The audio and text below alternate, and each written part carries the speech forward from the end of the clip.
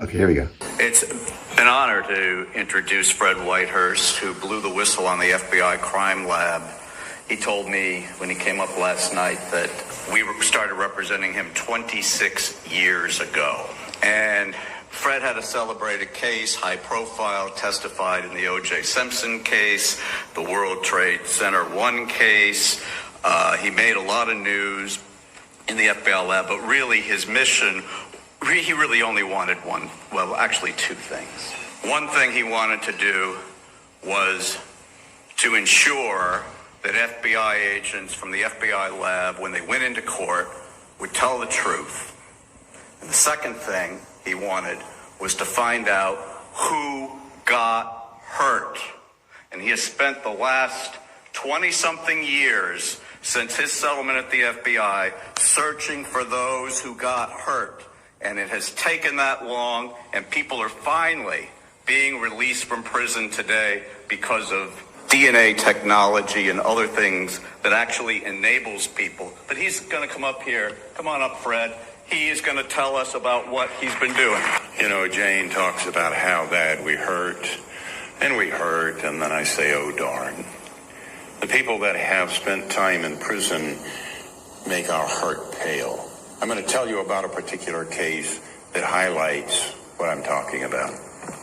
On the 3rd day of August, 1989, an FBI agent by the name of William Tobin reported that one of his fellow agents had given false and misleading testimony in hearings involving then-sitting U.S. District Judge Alcee Hastings. 27 times is what Mr. Tobin said, Agent Tobin said. He gave that to his managers, and this is what they did with it.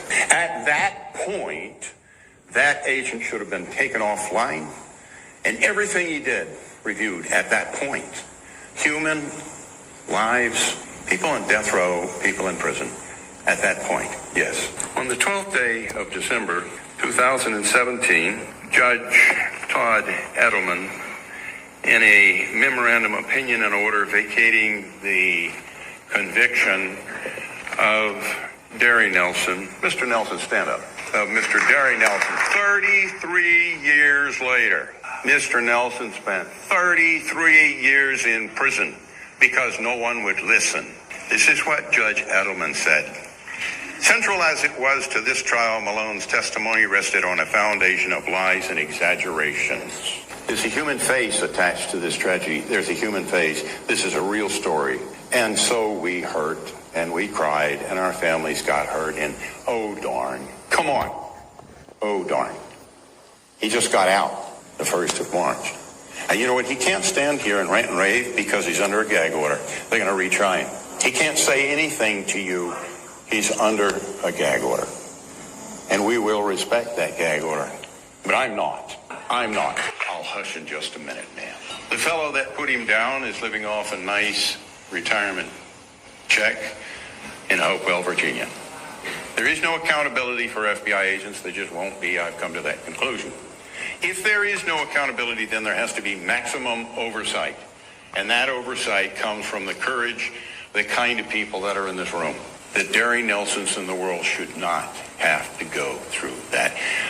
I gave him a computer. I should have given him a boat anchor. He doesn't have a boat, and he had no clue what to do with that computer. 1985 is when he went down. When you remember how bad you hurt, remember this man. What we went through pales next to what he went through. Thank you.